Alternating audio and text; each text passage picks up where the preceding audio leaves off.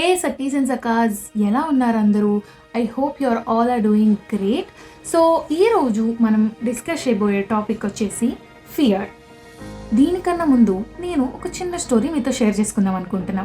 అదేంటంటే, నేను ఒక కాంపిటీషన్లో పార్టిసిపేట్ చేయాల్సి వచ్చింది. సో నా ప్రాబ్లం ఏంటంటే, నాకు చచ్చేంత స్టేజ్ ఫియర్. నేను దాన్ని ఎలా ఓవర్కమ్ చేయాలో ఐడియా కూడా లేదు. ఏం చేయాలో కూడా మైండ్లో ఒక్క థాట్ కూడా లేదు. నా లోపల ఉన్నదల్లా భయం ఒక్కటే. అది ఎలా ఉంది అంటే, నేను స్టేజ్ ఎక్కిన నెక్స్ట్ మూమెంట్ నా బాడీలో ప్రతి పార్ట్ ఉనికిపోయింది. ఎంత ఉనికిందంటే, మైక్ ఇలా పట్టుకొని పాడదామని ఇలా పట్టి ఇలా ఫోన్ చూస్తూ లిరిక్స్తో పాడుతుంటే ఈ రెండు ఇలా డాన్స్ చేస్తున్నాయి. అప్పుడు నేనేం చేస్తాను? అసలు ఏం చేశాను?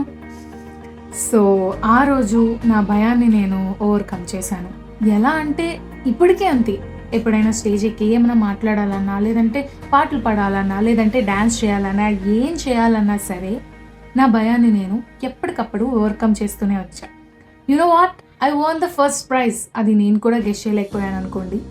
బట్ ఫియర్ అనేది అంతే. మనం అనుకుంటాము ఫియర్ అంటే వీక్నెస్ అని.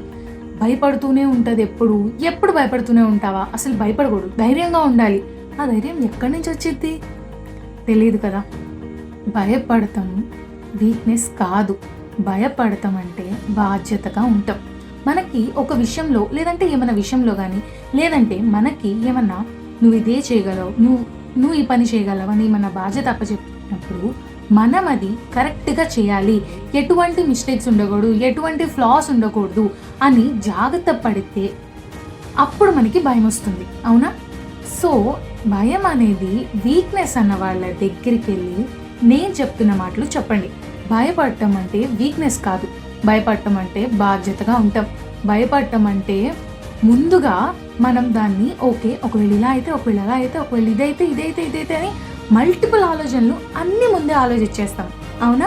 సో ఎవరైనా ఏమన్నా విషయం వచ్చి ఈ విషయం నువ్వు చేయాలి అని అంటే మనం 100 వేస్లో ఆలోచిస్తాం. దాన్ని కొంతమందికి షేర్ చేసుకుంటే వాళ్ళందరూ ఏమంటారు? నువ్వు భయపడుతున్నావు, నువ్వు అసలు ఇలా ఆలోచిస్తూ ఉంటే నువ్వు పనులేం చేయలేమంటారు. కొంతమంది ఉంటారు బాగా అనాలిసిస్ చేసి, బాగా ఆలోచించి లాస్ట్కి ఖచ్చితంగా సక్సెస్ అయ్యేవాళ్ళు. కొంతమంది ఫ్లూక్లో అలా చేసుకుంటూ పోతారు. అందరికీ అన్నీ వర్కౌట్ అవ్వవు కదా.